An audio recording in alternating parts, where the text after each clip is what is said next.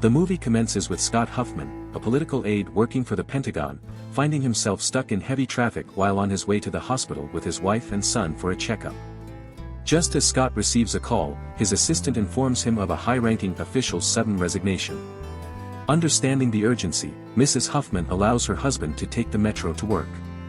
Upon arriving at the Pentagon, Scott's secretary immediately briefs him on the day's plans. One of the tasks awaiting him is a meeting with Master Sergeant Thomas Tully. Scott's colleague and friend, Stanton, assigns him the responsibility of investigating a posthumous request for a Medal of Honor for William Pitsenbarger and resolving it promptly.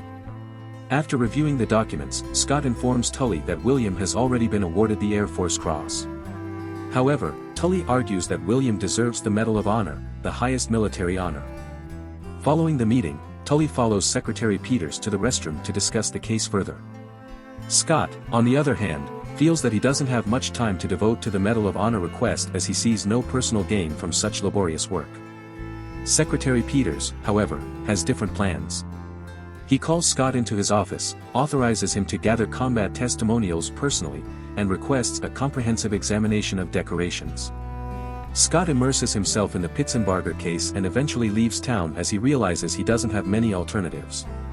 The story then takes us back to the height of the Vietnam War, where a company of troops finds themselves ambushed during an unexpected patrol in the dense forest.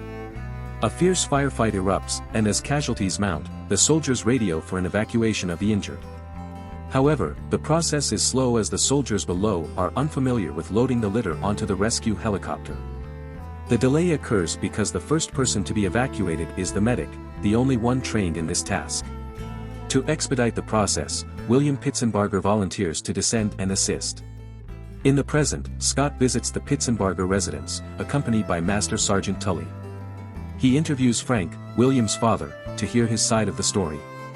After a brief conversation, Frank advises Scott to speak with the surviving members of Charlie Company's 16th Infantry, also known as the Big Red One, to uncover the truth about the situation.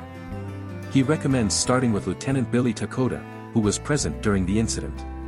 Scott travels to a rural area an hour away from the Pitsenbarger home in search of Takota. He ventures deep into the forest, following the flow of a river, and calls out for him. To Scott's surprise, Takota appears on a boulder, motioning for him to approach. It turns out that the veteran was fishing with his grandkids. Before they begin their conversation, Scott takes out an audio recorder, but the old veteran snatches it from his hand and throws it into the river. Takota then opens up about how the encounter in Abilene made him question his previous love for the rush of war. Another flashback takes us to the past, where a young Takota carries a wounded soldier to safety but gets shot in the back as their Vietnamese counterparts eliminate them one by one. Many soldiers perish during the ordeal. Takota calls for assistance and reports the situation over the radio. At that moment, Takota spots William emerging from the helicopter, and despite the intense gunfire, he takes charge of evacuating the wounded. Returning to the river, Takota reveals that he was the one who suggested William be awarded the Medal of Honor. When a comrade asked about the conflict, Takota simply pointed to the painful gunshot wounds on his back. Scott continues his efforts to locate the other members of Charlie Company. He arrives at Jimmy Burr's house, where he is greeted by Jimmy's wife, Donna, who informs him that Jimmy doesn't wake up until 8 in the evening. Donna explains that her husband suffers from post-traumatic stress disorder, PTSD, and experiences 50 other war-related effects from Vietnam. Jimmy's sleep patterns are disrupted, causing him to be awake at night and asleep during the day. While waiting for Jimmy, Scott asks Donna for the list of men from Charlie Company that she has kept track of over the years. Exhausted, Scott falls asleep in his car while waiting. Later, Jimmy approaches the car to wake him up and, in a tense encounter, fires his gun to demonstrate that it is loaded. Jimmy reveals that he served for 10 years without firing a single shot until Vietnam, a haunting memory from the past. During their conversation, Jimmy recalls a moment when he and another soldier were talking while patrolling the dense forest in Vietnam, and Lieutenant Takota scolded them to stay vigilant. Shortly after, the Viet Cong launched their ambush. Jimmy uses his shotgun to kill an enemy combatant, but the sight of the entrails hanging out of the enemy corpses causes him to become nauseous. Scott soon returns to the Pentagon. He consults his secretary about the requirements for reviewing a congressional decoration package. The first requirement is a fresh eyewitness account, followed by the Department of Defense casualty report. The endorsements from the chain of command are the final step. While Scott possesses the first two requirements, he is unable to determine the status of the last one, the approval from the chain of command. Later, Scott meets with another Charlie Company veteran named Ray Mott at a firing range. Ray explains that shooting helps him maintain his sanity and proceeds to share his side of the story. Ray reveals that William, being part of the Air Force, shouldn't have been in the situation, but he chose to stay and fight alongside strangers. As they continue their discussion, Ray mentions that hundreds of enemy fighters were crawling on the ground and up the trees during the ambush that Charlie Company faced. Ray realized at that moment that they were set up and had no chance of winning. The narrative unfolds with Scott informing Stanton about the misplaced command endorsement file while they are engrossed in a game of basketball. Scott then pays a visit to the Pitsenbargers to gain a deeper understanding of William. They spend time watching a few films, after which William's parents share their perspective on when William decided to join the service. The atmosphere becomes emotionally charged when Frank ascends to William's old room and begins to express his share of regrets. By the time Scott returns home, he finds himself transformed. He ponders how a man like William, who seemingly had everything, could leave home with such unwavering conviction that no bullet could deter him from his path. Meanwhile, Dakota struggles with insomnia and starts to reminisce. During the Vietnam War, troops began to loot the bodies of fallen soldiers, fully aware that they were surrounded.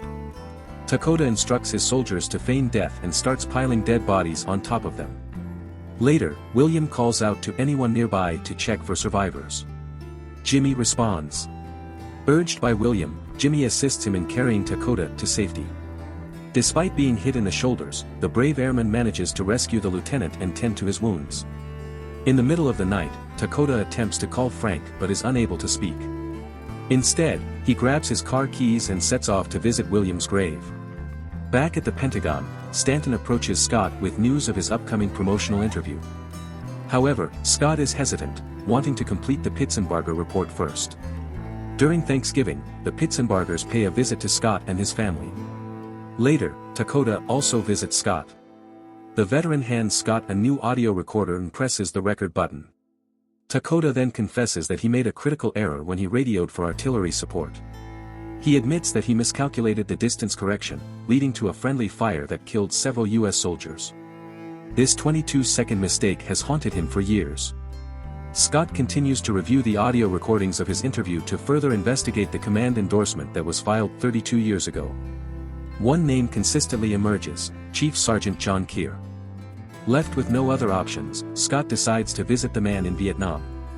He embarks on a journey deep into Vietnam's stunning countryside, eventually arriving at Keir's humble forest home.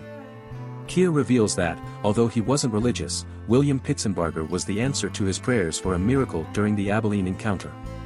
Despite the chaotic situation, William remained calm and assisted Keir, who was severely injured. Keir further reveals that Colonel Holt, the company's CO, was the one who initiated Operation Abilene. Colonel Holt, now known as Senator Holt, is a powerful figure who could potentially be appointed Secretary of Defense one day. Keir gives Scott a tour of the area where he currently earns a living by helping veterans who wish to dwell in the past, transforming their negative memories into positive ones. He then shows Scott a beautiful greenhouse filled with vibrant flowers and butterflies. It turns out that the conservatory was the exact location where William Pitsenbarger descended during Abilene. Overwhelmed, Scott sheds tears and experiences a profound spiritual awakening of acceptance. During Operation Abilene, the U.S. grunts found themselves surrounded. After tending to Ray's injuries, William hands him a letter, instructing him to send it to someone if he doesn't make it. William then removes his jacket and covers Ray with dead bodies. The brave airman continues to search for soldiers to help but is shot multiple times in the process, resulting in his instant death. A few days later, Scott breaks into Stanton's office and discovers the endorsement from the chain of command he has been seeking, shedding light on the entire plot. Stanton had intentionally withheld the recommendation letter out of fear that it would expose Operation Abilene during one of the bloodiest periods of the Vietnam War.